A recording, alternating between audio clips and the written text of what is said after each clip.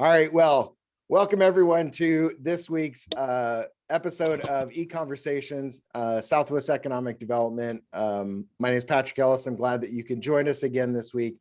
This week we have a fun opportunity is we have a couple of guests with us. We have Chief Tony Conrad with the Murrieta Police Department and Chief Pat Walsh with the Menifee Police Department.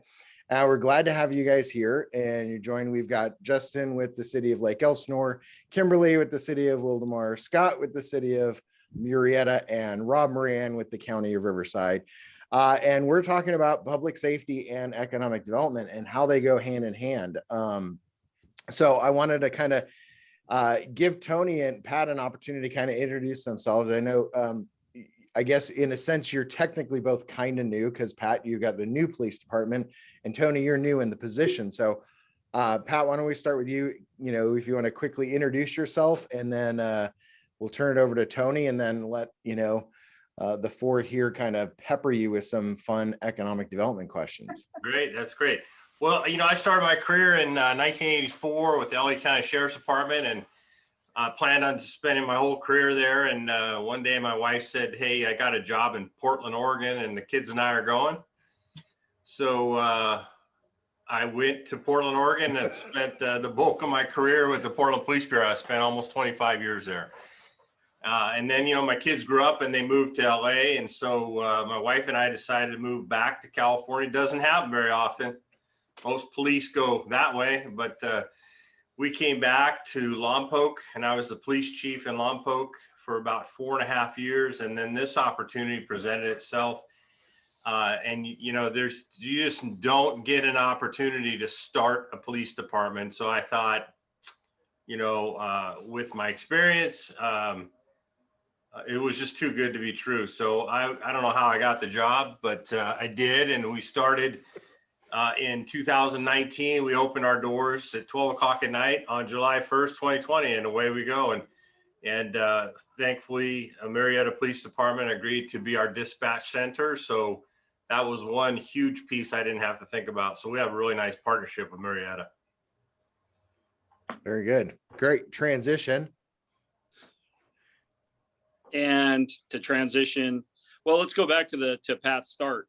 1984, 85, Pat, I think I was 7th, 8th grade. I'm just putting it. What you're saying is I look pretty good, huh? Yeah. You look great. My name's Tony Conrad. I've been with Murrieta PD for 17 years. I was born and raised in Corona, just up the road here. Attended San Diego State University, and I'd go back and forth between San Diego and Corona every once in a while. And I always knew that I would live here in this valley. I just love the Temecula Murrieta Valley, and married my wife of 25 years, and that's where we settled. And I spent 9 years with San Diego PD.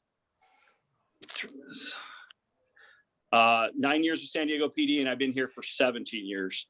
And how I got the job. Look, when Sean hadn't left, I was as shocked as all of you guys. Like it just one day he came in and said, "Hey, I'm going to retire." So absolutely blessed to work here, blessed to have this job. And I've been in it now for, just over 12 weeks. I'm still here. So yeah, you're doing. They said it wouldn't last. Are you announcing your retirement today, or yeah? All right. Well, thank you for joining us today. So we're glad to have you. So I know we kind of all know, obviously, there's a huge importance of having a really good relationship between public safety and business in a community. And I know I can speak for Murrieta and Wildomar. We have really, really great relationships for sure with our police departments and our sheriff. And what goes on, and both are extremely proactive. Gina's not here, which, yes, I'm calling it out. And I know, she's not here for her chief, which is unfortunate. But I do know that the business community in Menifee has a really good relationship and is extremely supportive of their police department as well. But I think that relationship is critical for having a very safe environment, right? And Pat or Tony, if you either one of you jump in on this, but I think having that that relationship is so critical for the proactiveness in public safety. You want to take that, Tony, or want me to start? I'll hit on culture a little bit, and then maybe that'll dovetail over to you, Pat, since you're starting something new. But here at Murrieta, and I mean, I went out on a ride along 2 weeks ago, and you see it with the officers that we hire, but it really was set in stone back in 1992. Extremely proactive police department. The officers on that Saturday, 2 Saturdays ago, all day long, it was a pretty slow day for radio calls.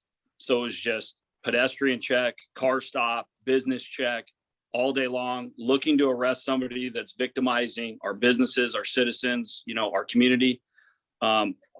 Just very proactive, and it's what we really push here. Those that are proactive and work very hard in their job assignments get promoted. And it just is one of those things that was set in 1992, and it's still present. I know, Pat, you've seen that. Scott, I'm sure you see that. It reflects in safest city rankings yearly, but that's really what it's all about for us. To give you an example, we basically take misdemeanors to jail. So when you have something like Prop 47 and 57, AB 109, some of the legislative mandates that come down from Sacramento, what we preach to our officers is you don't have any control of that. So don't worry about it. We can still arrest people for misdemeanors. I get it. It was a felony. Now it's a misdemeanor, but we proactively take people to jail. Matter of fact, it's our policy that the only way you cannot take a misdemeanor to jail is to get a sergeant to sign off on that. That's kind of unheard of with a lot of departments in Southern California. So I'm really proud of that. And that's part of our proactivity. Yeah, I would agree with Tony. So one of the things when you start a police department, it's kind of interesting. You're talking to, 2 police chiefs that are startup police departments, and Tony's shop did that in 90, what was it, 99? 92. 92. And so everybody that I hired, I said, look, we're going to have fun. If you come here, we'll have fun, but you got to work really hard. And we're going to take people to jail. We're going to still do very proactive police work. Because if you don't do proactive police work and just react to stuff that's happening, then bad things are happening and you're reacting. And the only way I'll give you an example. The second day we went live, the captains, the lieutenants, and I, we were all working patrol. Everybody was out on the street trying to figure out how to get around Menifee and who's who, right? And the second day I had a guy, I think we had arrested him already twice. And he said, I don't want the Menifee Police Department. Can you guys just go away? That's what he said to us. They were trying to wish us away. And so we are trying to be extremely responsive to HOAs, to the community and the business community in particular. And one of the things that we've done is we enlist them in their own safety. You can't just expect the police to make the city safe without everybody being engaged. And so we have a lot of technology being purchased by businesses and HOAs, and it's really helping us make Menifee a safe city. And, we're trying to catch up to Murrieta with the safest cities, but we've only been live 8 months. So give us a year or two. Well, we'll look forward to that for sure. Nothing, nothing but good, friendly competition like that will help everyone. So, yeah. So Scott, Kim, Rob, Justin, okay, Patrick, anything you want to? Thank you. So, I often say that, economic development is based on attraction, retention, and expansion of business, but it's really based on a lot of other stuff like education and workforce and public safety. And public safety makes it really easy in our positions because when you have a really safe community, the sales pitch becomes very, very simple, right? Come to Murrieta. This year, we were the 3rd safest city in the country, or the 2nd, or the 1st, or Irvine cheated this year. Whatever the case may be, we always have something really great to rest our hat on. So I just, first of all, want to say thank you, because making my job easy is what I think about every single day. And you guys do a phenomenal job of making that the case. Secondarily, would we like to go down, how do we say this properly? The path of different kinds of industry and what you see as proper industry to come into your city, or are there ever cases where you feel about maybe police should be involved in economic development and what kind of industry should come into a city or not?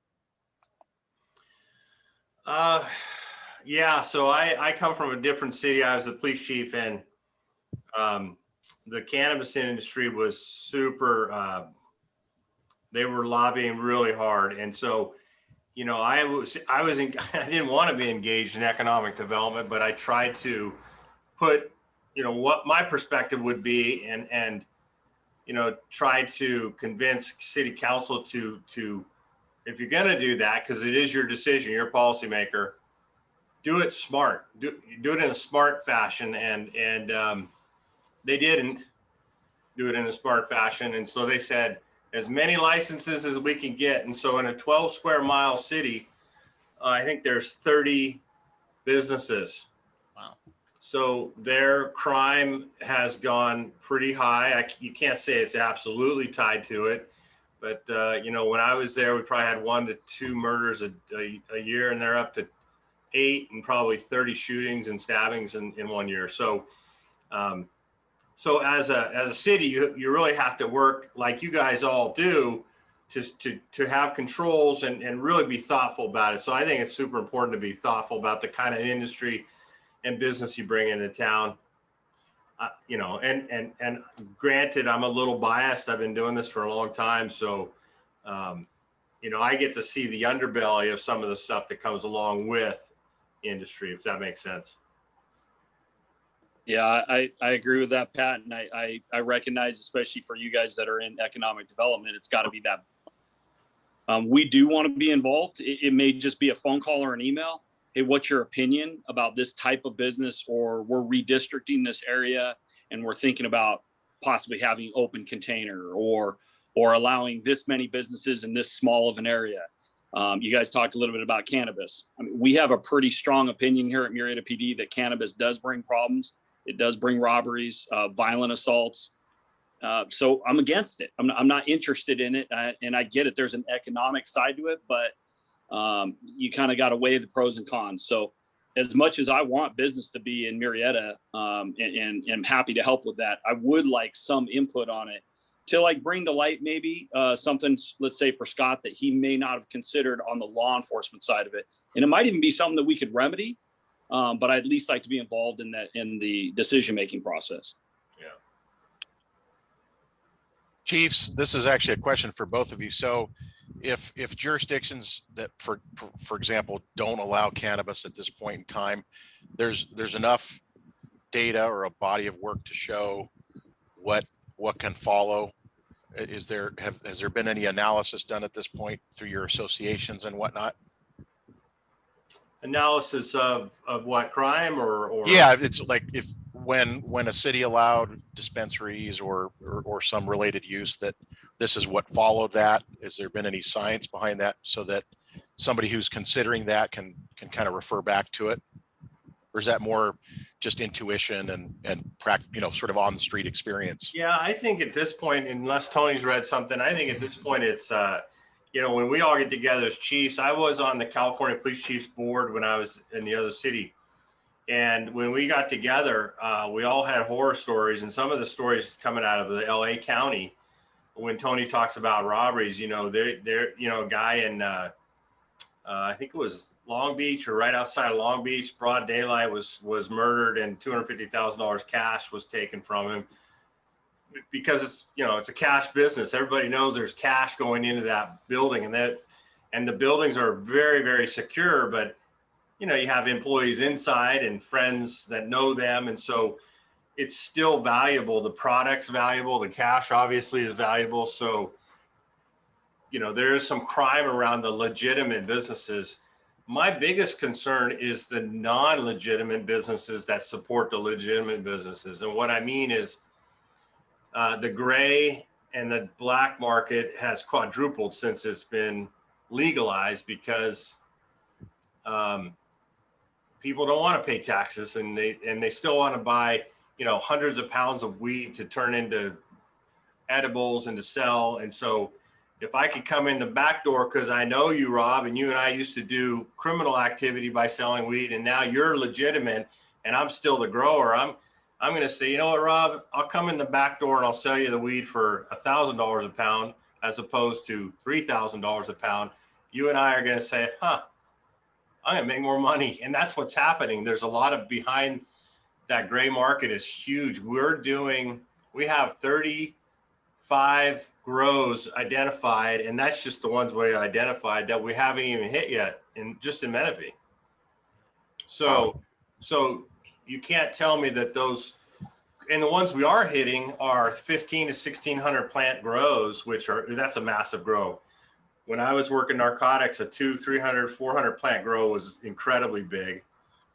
And so, that illegal activity that's going on, obviously fueled by the industry. So that's the part that's hard to control. Before we even legalized marijuana, that board, we were talking to Jerry Brown, was the governor at the time. We said, hey, instead of making it illegal, just grow it as a state and sell it as a state. So it's still illegal for everybody. And he thought, wow, that's a pretty good idea. I should look into that, but we didn't. So it would have economically would have made California pretty powerful. So yeah, Interesting. I think there's a lot of unintended consequences that have come from legalizing cannabis. My personal opinion is I do think the business itself does bring crime. I think it does lend itself to being a criminal enterprise. More than, the obvious comparison is going to be the liquor store on the corner of this intersection that's been there for 20 years. Has that brought in a lot of crime? I would think as economic development folks, potentially you'd look at would having cannabis legalized in, let's say, the city of Murrieta bring more businesses? Is that attractive to businesses? I think there's a complete black market out there. We've seen more grows in homes. We have a guy on the cannabis task force full time that can't work enough hours in a week shutting down grows in Southwest Riverside County. They are everywhere. So there's unintended consequences of it. I don't think from what I've read, the tax revenue is not there. It isn't what they said it would be. I haven't heard great things coming out of Colorado, which was one of the very first states to adopt it. I've heard crime has increased there. I don't have any kind of like empirical studies. I'm going off what I read in my own instincts, but I'm just not a big fan of legalizing cannabis. There's plenty of places that get it outside of my city. I really just don't want it here. I don't think it's good for the residents or business. So Bet you thought this is the one place you could come and finally not have that conversation, right? So speaking of task force, one thing I don't think anyone gets enough credit for is the way that staff and policing and the community have come together on the homeless task force. And it's been a fantastic thing to watch. When you watch kind of the evolution of policing and the way I'm seeing social workers on staff now and the way that we're dealing with people who may have mental health issues or other kind of challenges that we haven't always been able to, adapt to work with, it's been very special. Can you talk a little bit about the homeless task force and the way that it's helping to kind of minimize and mitigate the challenges that homeless bring? Well, Tony, that you started it. I'm just jumping into that game, so I'll let you start with that. Well, we're attacking that problem, and hopefully, Scott, perhaps you might have seen it at the council workshop. Brian Ambrose did a great presentation. We could probably talk about this topic for hours, but we're really trying to attack that problem with our community policing team and our behavioral health officer. And the behavioral health obviously dovetails into homelessness, and they're doing just phenomenal work, contacting our homeless, reaching out to them in the encampments, identifying who they are, getting them the resources they want. And our community policing team seeks out these folks, gets them the resources they want, but we never forget, look, if you have narcotics in your possession, you have a warrant for your arrest, you're going to go to jail. And we're the first officers, our community policing team will be right outside the Sally Port when you get released to offer you those services. And Brian Ambrose, who's kind of our homeless guy here in the city of Murrieta, we work really close with him on that endeavor, and it's worked out great. Our community policing team's been in effect now. We've probably been up and running for a couple of years now. One thing I want to point out is from a business perspective, when a business reaches out with any kind of a homeless challenge, it's the responsiveness. It is almost instantaneous. If we put in a call to say, hey, there's a homeless encampment behind this business or behind this center, it's immediate. And so there's no chance to miss somebody or not connect with somebody because you guys are out there so quick, and we really appreciate it. Yeah, Scott, I would say when we took over, we had a homeless issue in a shopping mall area. And that was the second day when the folks were saying, we don't want the Menifee Police Department here, but we went in and we said, these bushes you can cut down because they're crawling underneath there, sleeping there right next to the ATM. And so we're going to do the same thing. We are asking for another police officer to do the homeless liaison officer with the therapist like Murrieta is. Behavioral health has enough money to hire 9 more therapists. And we as the behavioral health team and then all the police chiefs got together and we kind of looked at a map of what's going on in the county, and we decided where to disperse those therapists and officers. And so we're going to get I think 3 on this side on the southwest side, which will be helpful. We'll add to the teams that are already here. So homelessness is kind of in my wheelhouse. 25 years in Portland, Oregon. It's a problem there. So we have the same philosophy as Murrieta. We offer extend a hand of help, but if you don't want help and you want to keep victimizing Menifee residents and businesses, we're gonna be on you, and we have been. And so we have a really good relationship actually with the homeless people and the business that deal with them. And so I think from the jurisdictions that I've come from, it's a breath of fresh air here in Menifee and Murrieta. It's not the problem that it really, really could be. It's really cool. And I'm sorry, I'll jump out after this, Patrick, but when you go, and I've been on kind of the mini ride along where I'm out with Brian, and he knows every single person who is homeless in the city by name and by situation. And it is that connectedness where it really helps him to align resources in the proper fashion. So it really is a caring and compassionate way of working with homeless. And so it's been special to watch. And I think it's having really great output for everyone. Well, Scott, I think you need to they're human. You have to treat them like humans, and they have a past and they don't realize they have a future. And so the bang for the buck is when you get somebody that changes their lifestyle. We have a guy that's married, has a couple kids, and he goes to church across the street from the police department. When he goes out and talks to the homeless, and he does it on his own, he's helping people because he's like, look, I have a life. I go to church on Sunday. I have a job. It can be done. So I don't know. We're going to try and help people, and hopefully it makes it a better place. Well done. All right, Patrick, back to you. Anyone can jump in. I was just the one thing I wanted to say was, and I think, and Pat, you can speak to this kind of as to the culture you're creating in Menifee as well. But I know that one of the things that for me, from obviously working with business on an everyday basis, which was very enlightening, was when I first got here to Murrieta back, and the first time I first sat with Chief Beret, and then with Scott, or with Sean after that, the concept of policing, in a forward thinking manner, right, is that always Murrieta has always kind of looked at, we're not going to be a reactionary police department. We're going to be a forward thinking, always looking for, kind of utilizing the tools that the FBI statistics give you and everything is to, is police know where the crime's going to happen prior to it actually happening. And I think that forward thinking, but then also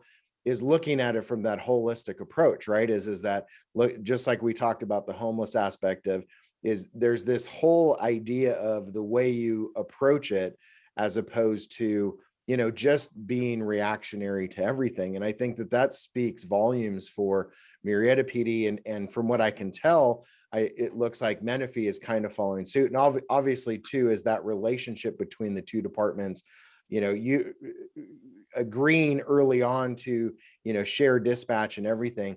I think that kind of goes to that whole idea of, Southwest Riverside County has something very special going on down here. And I think it shows itself in a lot of different ways, and this just being another one of them.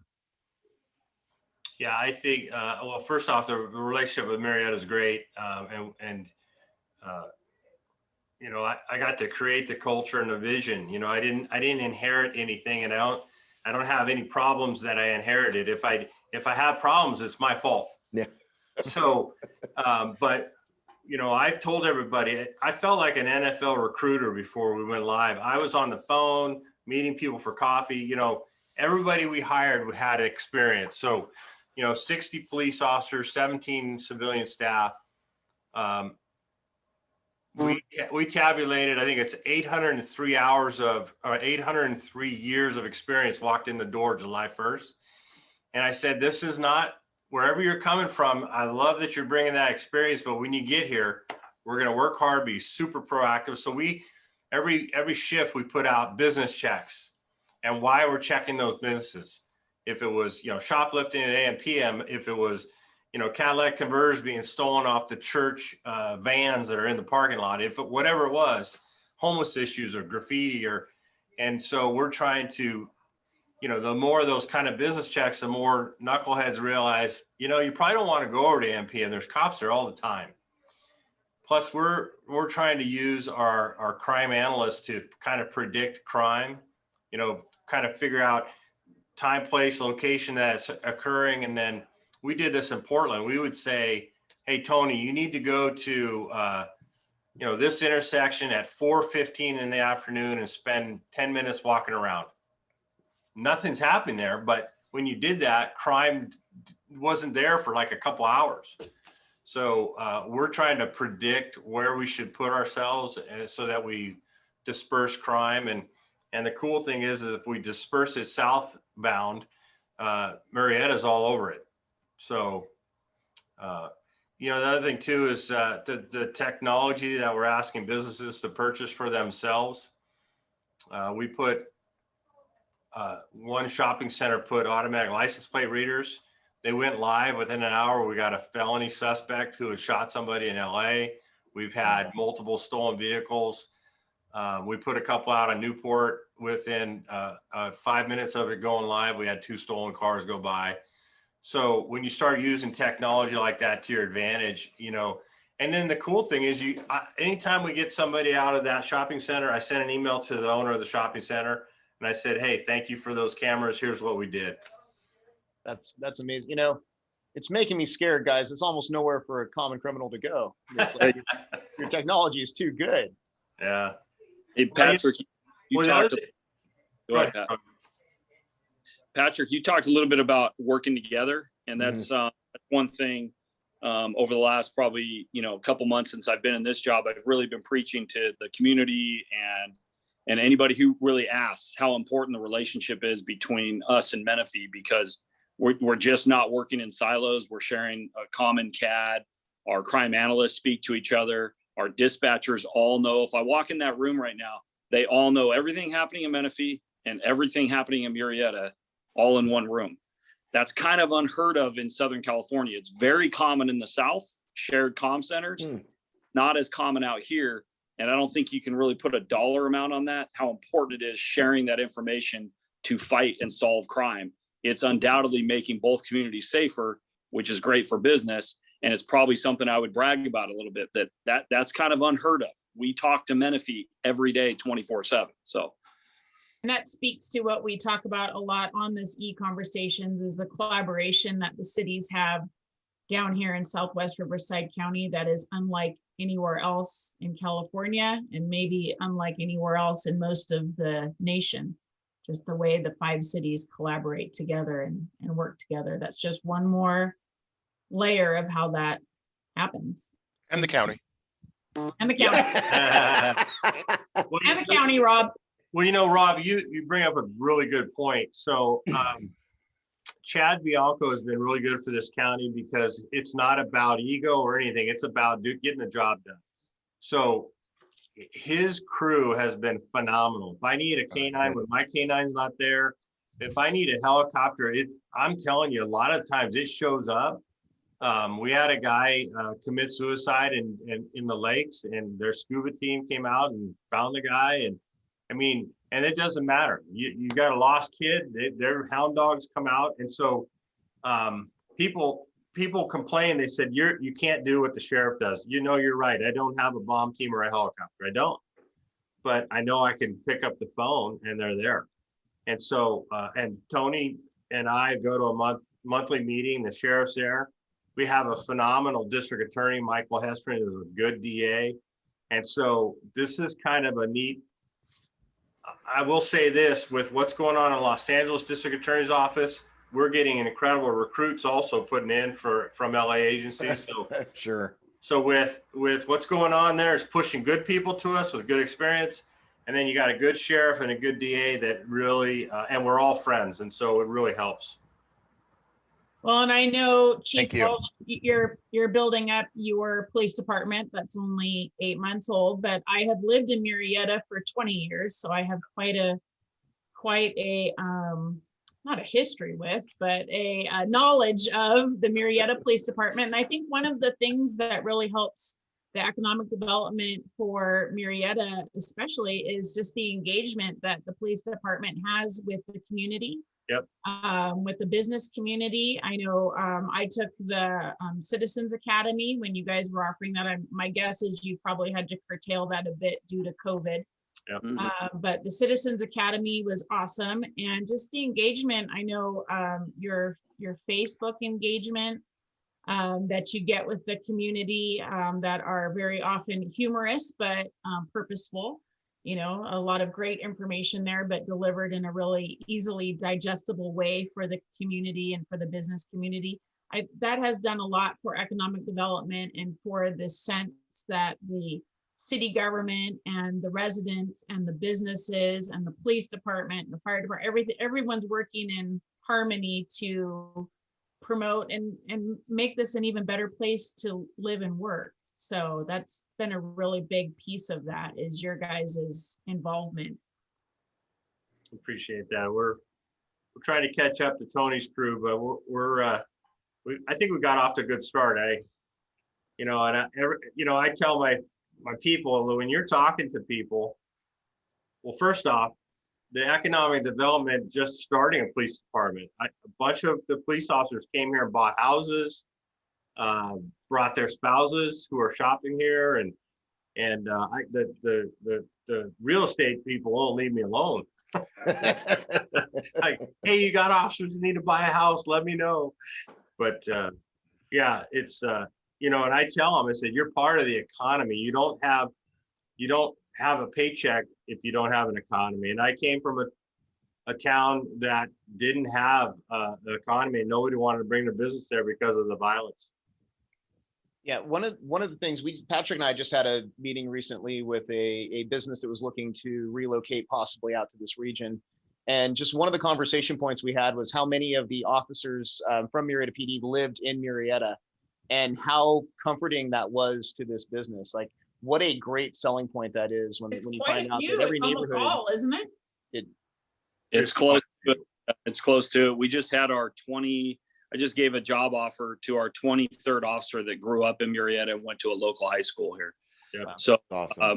they live here, and if they don't live here because they went to Orange County, LA, or San Diego, after 5 years, they want to come back. And so they relocate back, or they make the commute for that 5 years with a dream of coming back to Murrieta PD and working for us. So lucky and blessed that we get that talent, but it's here. And Kim, speaking to your social media thing, I did want to hit on that. It was one of the bullet points I wrote down. We started that, and I know Pat will eventually catch up because the citizens and the business owners, they just cannot get enough of it. Mhm. It was almost, we couldn't get enough people on our social media team to keep up with the workload. I mean, between our 4 platforms, we're at about 80,000 people. Facebook, Nextdoor, Twitter, Instagram. I mean, we just can't put enough information out there. And it really is the way that we kind of fill the void. I think the community, business included, is looking for what's actually happening in the community where they live and work. And they don't really get it from their news. As you guys know, we're fed by an LA news market. Right. Very rarely, other than Tony Shin on Channel 4, will you get a lot of Inland Empire coverage. Right. They look to our Facebook for what's going on here. And they look to our Twitter account and our Instagram. They love following the police. And it's just I think it's a great marketing tool. And I'm hoping that you guys use it to bring business to this region. Yeah. I'm no longer going through the economic development channels. I'm sending everything from you from now on.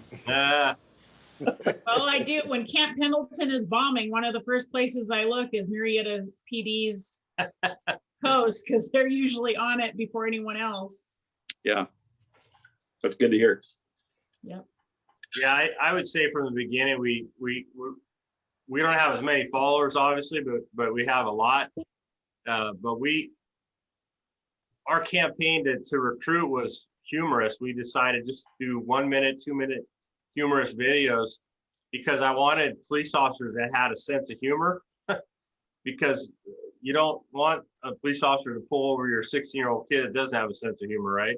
Mhm. And so, and it got me the right people. But one of the things was a lot of police officers live here and they commute to LA, Orange County, and San Diego. So I put a billboard on the 91 that said, if you worked at Menifee PD, you'd be home right now. And that got me a couple of police officers. So I agree with the social media. We're going to keep it, when it's serious, it's serious. We get it. Mhm. But we try and keep it a little bit light here because, I don't know, there's enough drama in the world. Why not have a little humor? True. And I have to compliment you on those videos. I followed them religiously. Every time one came out, they were fantastic. We're It thinking was- about we're thinking it was a about great doing campaign.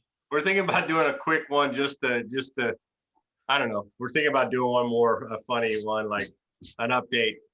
We'll see if we do it. Yeah. Well, and to Kim's point, she's right. You know, Murrieta PD's social media has always had the humor in it.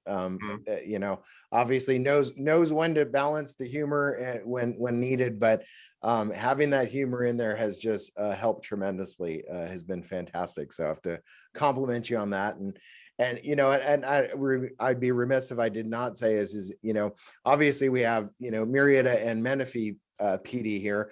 And then we have, you know, Lake Elsinore, Wildomar, and Temecula are all overseen by the sheriffs. But, you know, you guys have and Pat, you referenced it a bit with you know, Sheriff Bianco, that relationship though. And I know that, you know, we have great relationships as well with, you know, all of the commanding officers in Lake Elsinore and Wildomar and Temecula as well. But your guys' reciprocal relationships are tremendous. And it's almost as if you had some local, because they really do, you know, kind of patrol as its own. And if I'm wrong, correct me, but I think that there's even almost a similarity in Temecula, is that there's a lot of Temecula sheriffs that live in Temecula and happen to patrol in Temecula as well. Well, I would say, the relationship always starts off rocky, right? When you start a police department, because the sheriff's department is going to say, well, hey, wait a minute. Yeah. Hey, what's wrong with us? You know, and we know that, and we knew that. And, you know, when I met Chad for the first time, it was when I was getting sworn in, and the first person I thanked was my wife. And he came up afterwards and he says, anybody that thanks his wife before everybody else is okay with me, you and I are going to be friends. So, but I knew there would be rubs on the patrol side with deputies and officers. And I just told my command staff, just let it go. It'll work itself out, because cops love each other. And sure enough, man, the other day we chased somebody into Paris. Paris was there. San Bernardino sheriff showed up because it was their guy. We had a San Bernardino sheriff, RSO, us. We all coordinated. It worked perfectly. So the relationships are huge, and I can't say enough about RSO and Murrieta, and we always talk. You know, my captains go to coffee with the other captains. My lieutenants are talking to lieutenants. The patrol officers are teasing each other out on the street when they run into each other, and so I don't know. We feel like the new person, obviously, but we feel right at home. Yeah, Pat, I think you'd agree with me, but the last couple years, 2020 especially, very challenging for law enforcement. We have a lot of concerns about, you know, cops moving forward. How are we going to get them into this industry? And because of those challenges and those stresses, I kind of feel like we've come together a little bit closer. I can definitely speak to Riverside County because I've been here 17 years. I've never seen the county and the local police chiefs and the municipalities and the captains and just everybody work together closer, sharing resources, sharing information, not being in silos, getting rid of egos, all the way to our district attorney. We all work, I feel like, seamless. And now that I'm in some of these chief meetings, I'm kind of blown away at how good it is. And it just makes me reflect. Maybe it was 2020, maybe it was the stresses, but we've really kind of rallied as a law enforcement community to do even better for the people that we serve. And I truly believe that that's what's going on right now. Great to hear. Yeah, not a lot of ego. You know, you have to have a little ego to be a police chief or a district attorney or a sheriff. But our meetings are so nice because I've been in other jurisdictions where somebody had to be the top dog, and here there's no top dog. We just talk like peers, and we care about the community. And we're not just saying that because we're talking to a bunch of economic development directors. We really do care because guess what? We live here, go to school here, go to church here, and shop here. So that's how we talk in my briefings, you know. Very good. Well, thank you for shopping here too. Yeah. On top of the good collaboration. All right. Well, I want to thank you guys so much for joining us today. It was very insightful. You know, we may ask you again in the future if we come up with some new topics, but I think that this is really great information for people to understand that relationship between, you know, public safety and business and economic development and how that works, you know, so seamlessly, and, you know, looking forward to continuing these relationships. But, you know, Pat and Tony, thank you so much for your time. We appreciate it immensely. And thank you all for joining us, and hopefully we'll see you soon on one of our future e-conversations. Thanks, everyone. Thank you, Patrick. Great night, guys.